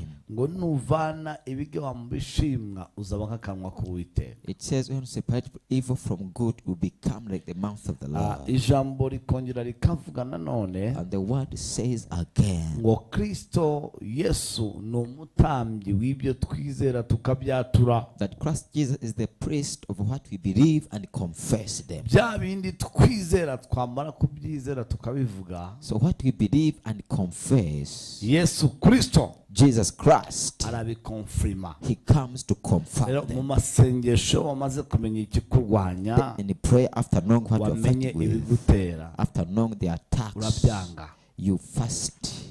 ubyikokoraho. So you take them away. uravuga ngo mu izina rya You Yesu say, in the name of Jesus, ndikokoraho. I separate myself. Iyo bivuze When you say mu like mwuka that, biraba. it happens in the Iyo bivuze spirit. ngo mu izina rya When you Yesu say, in the name of Jesus, nditandukanya n'ibirwanya famiye I separate from yanjye. what fighting my family. Mu buryo bwa mpemu yera the Holy nuko bigenda. That's how it happens. Mu buryo bwa mwuka niko bigenda. That's how it happens in the spirit. Ibirwanya abakobwa b'iwacu What fight your family daughters cyangwa se abahungu or b'iwacu your family sons, nitandukanyije nabyo. I separate from them. Uwo mwanya utandukana nabyo. Immediately you are separated. Haleluya. Hallelujah. Mu isengesho ryawe. Through your prayer. Uburyo bwa kabiri Number 2 no kwihuza. is to connect yourself Kwihuza na Yesu. yourself to Jesus. Bibiliya iravuga ngo ntimukiri abashyitsi n'abasuhuke, The Bible says you are no longer foreigners, musigaye muri ubwoko bw'Imana. you are now people of God. Mu Mana ntitukiri abashyitsi ku bwa Yesu. In God you are not foreigners for Jesus. Ntitukiri abasuhuke. We are not foreigners. Turi abana b'Imana We are bw'amaraso ya Yesu. Children of God by the blood of Jesus. Urabyatura, You confess them. urabivuga, You speak them out. urabihamya You confirm mu masengesho yawe. in your prayers. Ikindi ni uguhura n'uwasizwe amavuta. Another is to meet the anointed one. Njya mbibona abantu benshi ntago bahishurirwa ngo bamenye uwasizwe amavuta. I always see this. Many people don't know and discern the one who is anointed. Icyo ni ikintu kiri very important. That is very important. Kumenya amavuta yagukiza cyangwa yakubohora hwari. To understand the anointing that can save you or set you free. Bibiliya igaragaza Elisa. The Bible shows about Elisha. Yareretswe. He had a vision. Amenya amavuta How the anointing y'umugabo bita Eliya. of a man called Elijah. Hari ibyari kumuca intege byinshi. Something would discourage him a lot. Icya mbere yamurushaga amafaranga. Number one, he had much money. Yari umuhinzi afite indogobe, afite imirima. Na n'uyu munsi umuntu ukora business mu gucuruza ibyo kurya kugira ngo ahombe ni gakeya. So he was a farmer. Even today, people who are in farming, they can't lose. Abantu bose baraba bashaka ibyo kurya. Because many people are in need of food. Noneho rero Elisa we yacuruzaga ibyo kurya, yari umuhinzi. Then Elisha was a farmer. Kandi yari afite inka zimuhingira. And he had oxen. Ntabwo yaranguraga, yarahingaga ibyo yahinze akajya kubicuruza. So he would plant, he would pour and sell it out. Yari afite ubutunzi bwinshi. He had much wealth. Abona umugabo rero udafite ikintu na kimwe ariko amubonaho amavuta. He saw a man who had nothing but the anointing. Ikindi ngo Eliya yari umugabo mugufi cyane ufite impwemu. Again, Elijah was a short man. Mu yandi magambo Elisa ashobora kuba yaramurebaga mu mutwe ati yaramurebaga ariko ntabone ko akagabo kagufi ariko kareba amavuta muriho. In other words, Elijah was short than Elisha, but Elisha could not see his shortest, but could see the anointing upon him. Amavuta wahishuriwe aragukiza. So the anointing you have understood can save your life. Amavuta weretswe ahindura ubuzima bwawe. The anointing you have known can change your life. Ariko iyo utayeretswe, before you understand the anointing, uguma kwa kundi. you stay the same. Eliya rero Then Elijah ni umugabo mugufi was a short man ariko ufite amavuta. with the anointing. Hallelujah. Hallelujah. Elisa ni umugabo muremure w'umukire Elisha was taller and rich, ariko udafite amavuta. but without anointing. Ndasenze ngo uyu mwanya I pray for you now. Imana iguhishurire ahantu hari amavuta ari butume winjira mu kirere cyawe. May God reveal you the area of the anointing that will usher you into your spiritual Erega realm. no kwa muganga ntago abaganga bose bavura indwara zimwe. So even the hospital, all doctors are not treat all diseases. Hari ujya kwa muganga bakaguha transfer. You may go to the hospital, they transfer you. Bavuga ati rero iyo ndwara ahangaha iwacu ntabwo tuyivura. They will tell you that this kind of sickness cannot be treated in this hospital. bahari ahandi hantu bayivura. So they transfer you to other hospitals. Hallelujah. Hallelujah. Bivuga iki rero? Which means hari abantu bafite uburambe cyangwa se bize kuvura amaso. there are people who are experienced in eye treatment. Hari abize kuvura amagufa. Others we are experienced in bone Buri treatment. muganga wese afite ikintu ashoboye. Every doctor has his experience. Niko no mu bakozi b'Imana buri muntu aba afite ikintu Imana yamusigiye amavuta. That's how it is in men of God. God has anointed someone for a certain thing, Kugira ngo akore cyangwa se azakore mu buzima bw'abantu. or to do or perform in people's lives, Cyangwa se azakore mu bwami bw'Imana. or he will do it in the kingdom of God. Uyu munsi wa none Then today, ndagira ngo utangarize nawe I won't tell you, ngo ugomba kumenya ahantu hari amavuta gukiza. you must know the area of the anointing to heal Nubwo you. wahura n'abaguca intege, So you may have people discouraging hari you. amavuta weretswe, If you have seen the anointing, jya ukomeza uyakurikire. keep following that. Elisa Then Elisha, baramubwiye ngo they told him, abana b'abahanuzi 50 so young prophet, 50 prophets, baramubwira ngo umwuka Imana igiye gukuraho Eliya. they told him God is going to take Elijah from you. Arababwira ngo ibyo He ndabizi, told them, I know that, ariko muceceke. but be silent. Bageze imbere nanone, When they go ahead, Eliya nawe arambwira ngo ihangano usigare. Elijah told him, please stay Imana ni behind. Beteli. God has sent him to Bethel. Arambwira ngo sindi He busigare. told him, I'll not stay behind. Abahanuzi 60 umwe ati ze power. 50 prophets spoke in tongues. Tuwiteka aravuze ngo, They said the Lord has arambwira said, ati sindi buburekura ariya mavuta ariko. and he told them, I will not leave from that anointing. Eliya arambwira ati ihangano usigare, Uwiteka arimye kuri Yorodani ati sindi burekura ayo mavuta. Elijah said, the Lord has sent to Jordan. I said, I will not leave the anointing. Ageze imbere gato nanone aramubwira ngo ihangano usigare kuko Uwiteka antumye kuri Yorodani. When he comes ahead, he told him, leave here, stay here. The Lord has sent to Jordan. Undi ati sindi busigare, ndaza gukomeza. Another one to say, I will not leave you. I will continue with Ndagira you. gute ndakomeza. I will carry on with you. Abahanuzi ro baragaruka nanone. Then the prophets came back. Mbega bamuhanuriye hafi abahanuzi 150. So there are almost 150 prophets Bamubwira ibintu bimwe. telling him the same. Aravuga ngo ngi hari amavuta niboneye sindi buyarekure. He said, I have seen the anointing, I will not lose it. Akenshi rero amavuta gukiza hari igihe hasi ibintu biguca intege kugira ngo uyaveho cyangwa se uyarekure. Most of the time, the anointing that can heal you, something comes to discourage you for you to leave. Bakakubwira amagambo ngo aya mavuta ngo ibiki ngo Nigeria, Mombasa, Nairobi ngo niho yavuye n'ibindi byinshi.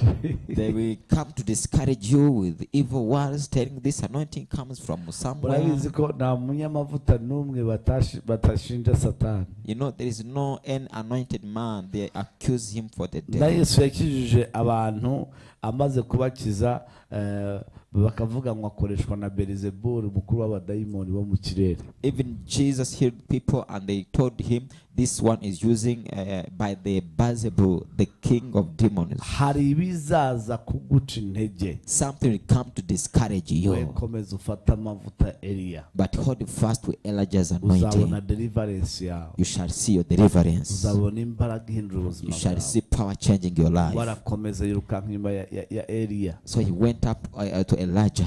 Waramubwira ngo sindi bukureke. He told him, I not leave you. Eliya abona ibintu biri serious. Elijah saw it serious. Yumva urukundo rurimo ruramukurura. And the love was attracting him. Avuga ati uyu mugabo And turagendanye. say, I've walked with this Uyu man. muntu hari benshi bamuciye intege. Many people discouraged him. Ariko yanze kundekura. But he refused to leave me. Arabaza ngo urifuza He iki? asked him, what do you need? Urashaka iki? What do you Aramubwira want? ngo ndashaka umugabane wawe inshuro ebyiri. He told him, I need your double portion of the Burya anointing. amavuta wahishuriwe agukorera inshuro ebyiri. So after getting the anointing, can you work double for you? Aramubwira ngo He told ibyo him, usabye you biragoye, had asked me hard. ariko nuza kumbona nzamuwe muri serwakira, But when you see me lifted in the whirlwind, Uwiteka ntwaye. when the Lord is taking me up, Hallelujah, hallelujah, hallelujah. hallelujah, biraza kukubera uko nguko shall ubyizeye. be the same how you believe. Uko nguko ubyizeye The so you believe, nubona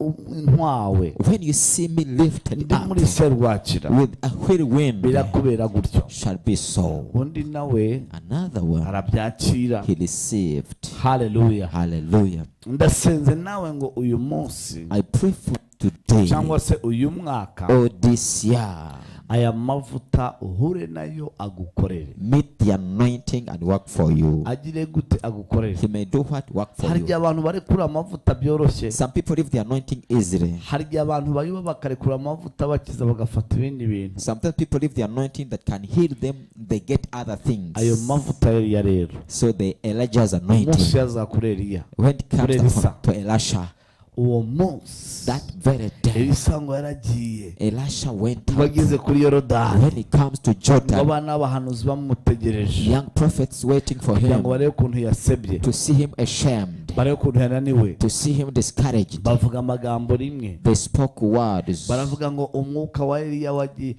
mu gihe bavuga ngo yasebye cyangwa se byamucanze, Instead of saying this person is confused, ngo Elisa ngo akubita umwenda we cyangwa se wa mwitero wa Eliya muri ya mazi, and Elisha used the cloak of Elijah upon that water, acikamo kabiri. and the water was parted into Baravuga ngo two. umwuka wa Eliya uri kuri Elisa. They said the spirit Elijah is upon Elisha. Haleluya. Hallelujah. Hari umuntu rero There is uba someone ufite ayo mavuta who has such yo anointing kukubohora, to set you free. yo kukubohora. To set you free. Ufite ayo mavuta Someone with such anointing agaragaza Imana mu buzima that bwawe, shows God in your life, agaragaza Imana mu kibazo that cyawe. shows God in your problem. Ndasenze ngo uyu munsi I pray for you today. aya mavuta agukorere mu kirere May cyawe, this anointing work for you. aya mavuta uyamenye agukorere, You may know this anointing and work for aya you. mavuta uyamenye agukorere. You may know it and work for Niyo you. mpamvu Yesu yavuze ngo nasigiwe That's why Jesus said, I was anointed kubwira imbohe ko zibohora. to take the captive to be free. Hari umuntu uba wabisigiwe, There's someone who was anointed si for abantu that. bose. Not everyone. Nahoze mbabwira I was telling you, ndatanga ituro. batanga ituro. Ndafashijwe. Amen. Hallelujah. Muse muzagiye ko bitura arafasha. Oya rwose. Hari umuntu umwe hari ikintu kimwe ngira ngo mbabwire. I want to tell you something. Umunsi umwe, One day, umunsi umwe, umunsi umwe hari ahantu twatembereye. we went to a place. Twatembereye We went to a place tuhasanga n'abandi bantu benshi bakozi b'Imana. with many people, servants of Mu God. gihe twasengaga imbaraga y'Imana ikaza igahera no kuri bagenzi bacu ikababohora. When we were praying, the power of God would come and start to our neighbors, set them free. Ndasenze ngo aya mavuta abohora ubuzima bwawe. I pray for this anointing set free your life. Ndasenze ngo aya mavuta agutware ku rundi rwego. I pray for this anointing to another level. Haleluya. Hallelujah. Bizatuma wakira deliverance, guhishurirwa amavuta ukayamenya. So to understand the anointing Ukayamenya. and you understand, Ukagira gute? you do what? Ukayamenya. You understand. Hari umuntu ugeze muri urwo rwego Someone who has come that level. ku buryo nubwo wamubwira ngo So if you can tell him, byangezeho Imana igumugisha. hallelujah, Buryo receive nubwo the anointing. wamubwira ngo If you can tell him, uriya mukozi w'Imana that man of God, duhuye yikoreye amashashi mu muhanda ni umusazi, I met him like a madman. arababwira ngo He will tell them, icyo nzi cyo what I know nuko ya amavuta ye yankoreye. is that his anointing worked for me. Yesu yahomuye umuntu w'impumyi. So Jesus opened the blind man. Baramubwira ngo umuntu waguhumuye ku isabato ni umunyabyaha. They told him the one who set free your eyes on the Sabbath day is a sin. Arababwira ngo icyo nzi cyo He told him, what I know ko nahoze ndi impumyi ariko ubu nkaba ndi kureba. is that I was blind, but now I can see. Ibindi byose, burage zose, amatiku yose muyareke, nabonye amavuta. Leave everything aside. I have seen the anointing. Nahoze ndi impumyi I was blind ariko before, ubu sinkiri impumyi. but now I'm not blind. Nahoze ntabona I was not seeing, ariko ubu ndimo but ndabona. now I can see.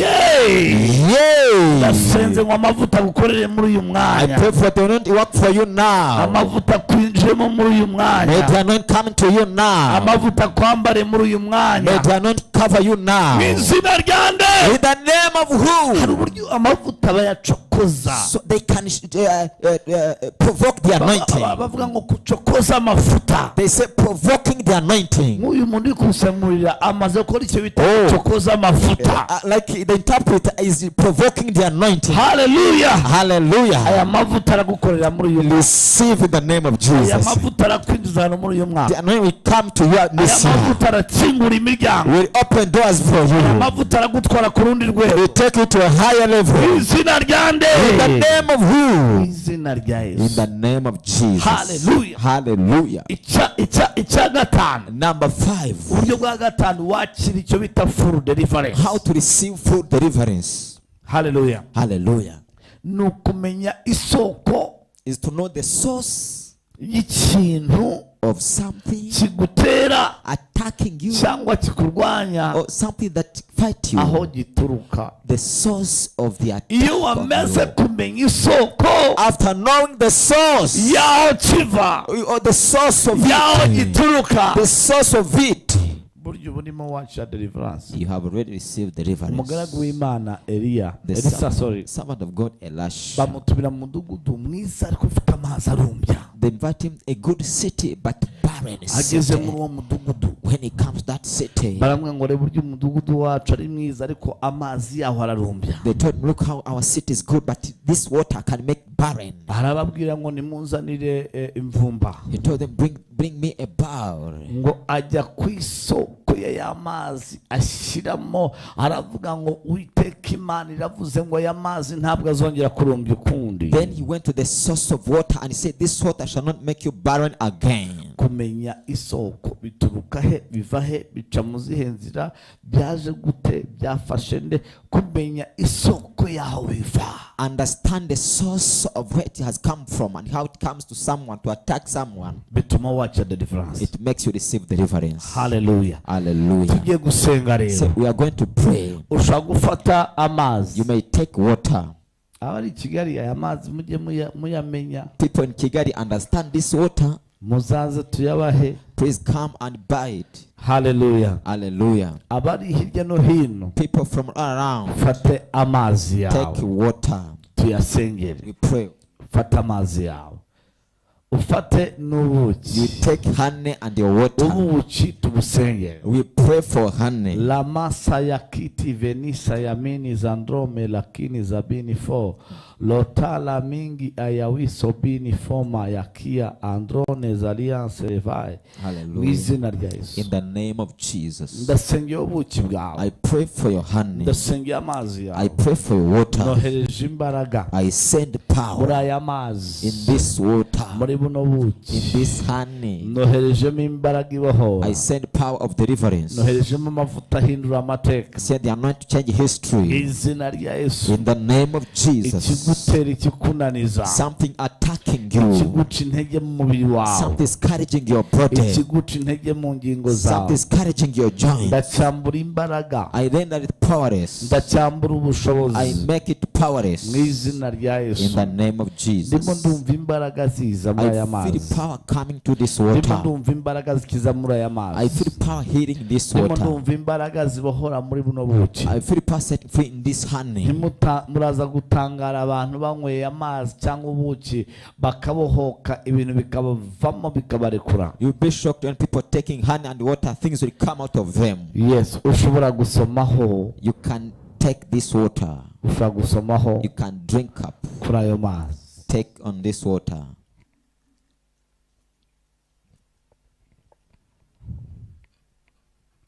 Ushobora gusomaho kuri ubwo buki mu izina rya Yesu. You can take that honey in the name of Jesus. Mu izina rya Yesu. In the name of Yes, Jesus. hari abagiye kuyanywa bumve hari imbaraga yindi binjiyemo. Some of you are going to feel power entering in Komeza your life. ugotomere, komeza ugotomere, komeza ugotomere, komeza ugotomere. Keep drinking up. Drink up. Deliverance, deliverance, deliverance, deliverance. Kubohoka, kubohoka. Shalabakatarabakatarabazia. Rapatepetepe. Zakanto lobini fola contraya. Yes, Lord God. Hari umuntu ikintu kigiye kurekura. Something's going to lose you. Hari umuntu indwara igiye gusohokamo. Sickness is going to come out of Buri someone. burwayi bwose bwari bukuriho. Every sickness on you. Buri bumuga ubumuga bwose bwari bukwambaye any infirmity on you, burimo buramburwa imbaraga muri uyu mwanya, it is losing power now. biramburwa ubushobozi muri aya It is masaha. losing power at this moment. ndimo ndarekura umuriro mu ngingo I zawe, release fire into your body. ndimo ndarekura umuriro mu mubiri wawe, I release fire into your body. ndatwitse icyari kugutwika, I burn something which is supposed to burn you. ndananiza icyari gutuma unanirwa. I bring down any failure on you. Fire! Umuriro! Rakatapataya. Rapapapapa. Yes! buri Yes. ndwara yose yari kurimo Every sickness in you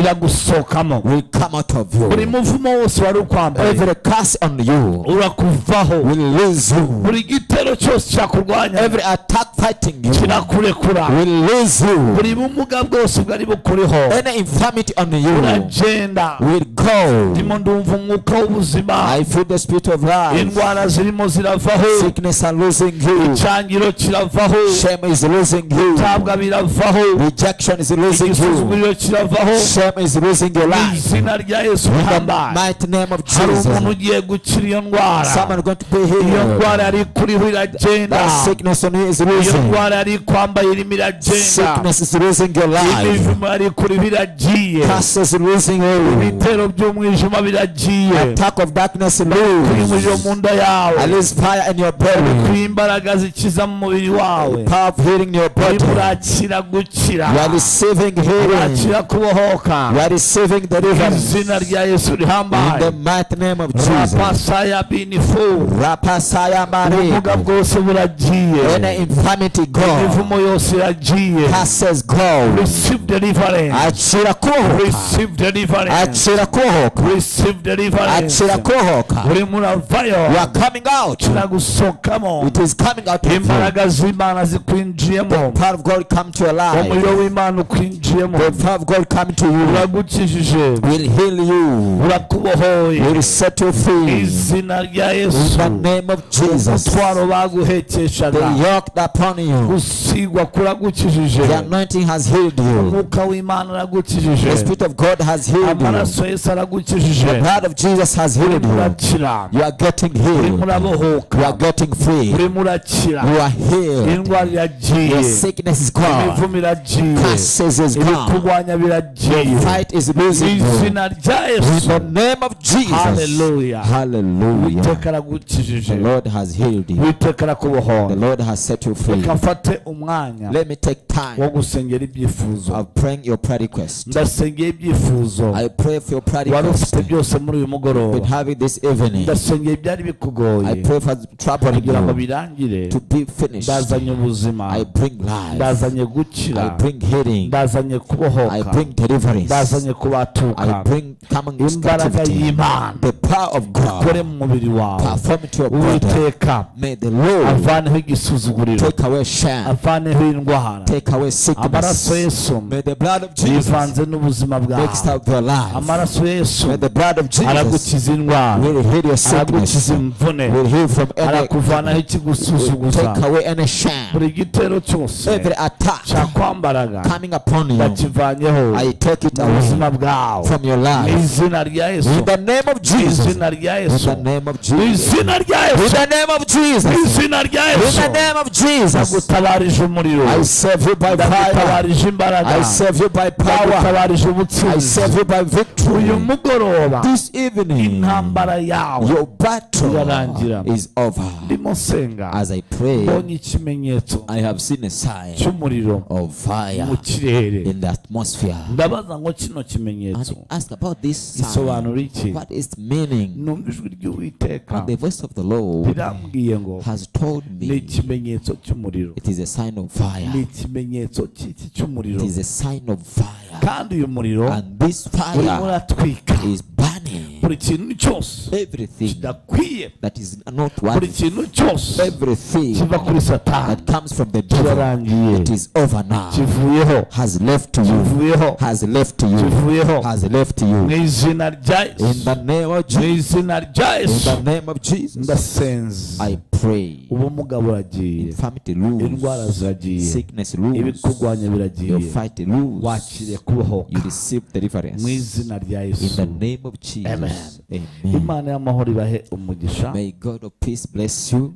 Kubera gahunda dufite indi kuri TV mu kanya. Because of another program you have on TV. Tugiye kubwiriza kuri BTN TV. We are going to preach on BTN TV. Mu kanya rwose turadutangiye kubwiriza. Shortly we'll be starting preaching. Ku isaha y'isa 4 yo mu Rwanda. At 10 p.m. Kuri BTN tubwiriza. We are on BTN preaching. Twayidusubikiye ahangaha. So we'll be closing by here. Ariko ndakomeza iyo nyigisho ejo muri overnight. So I will continue with this teaching tomorrow overnight. Dufite umwanya urambuye ijoro ryo gusenga. We shall have enough time the night of prayer. Ejo tuzasenga abarozi bacanganyikirwe. Nabonye yerekwa uyu munsi mu gitondo rigaruka ishure ebyiri mbona abarozi bahangayitse babuza amahoro. I have seen a vision today morning which people are in trouble. Ejo rero Imana izakora ikintu gikomeye. Ndagira ngo nkusabe uzararike umuntu. Tuzaba dutangiye ku isaha y'isa 2 zo mu Rwanda. So tomorrow invite someone. We will start at 8 sharp p.m. in Rwanda. Waburi Kigali, waburi hehe, waburi mu ntara yari yose. Ndagira ngo ejo tubane kuri Zoom. So wherever you are in Rwanda, in Kigali, every places, come on Zoom tomorrow. Uzacharging umuriro uhagije muri telefone yawe. Please have much power in your phone. Nimba battery ishaje ugenda ugura indi. If your battery is low, go and buy another one. Kuko umunsi w'ejo bizaba ari fire. Because tomorrow shall be on fire. Imana ibahe umugisha. May God bless you. Nawapenda sana. Love you so much. Turongera muri twibature abandi nejo dufite Fire Friday. See you in the morning prayer. Tomorrow we have Fire Friday. Solo healing ikibagabaga. Imana ibahe umugisha. Bye bye. God bless you. Bye bye. Ukeneye kumva ijambo rikubohora, gusengerwa ugakira indwara yananiranye. Ntabwo Imana nibuhere ku bandi. God not begin with others. Igihe cyo kuvuga ibitangaza by'abandi. The time to speak miracles to others. Kirarangiye. It is over. Igihe cyo kumva abandi batanga ubuhamya. The time to hear others giving testimony. Wowe utabutanga. For you not giving. Kirahagije. It is enough. Hari abantu batangiye kubyakira. There are people who akira ayo mavuta mu izina rya Yesu. receive the anointing and Imana ikuremeye ubuhamya.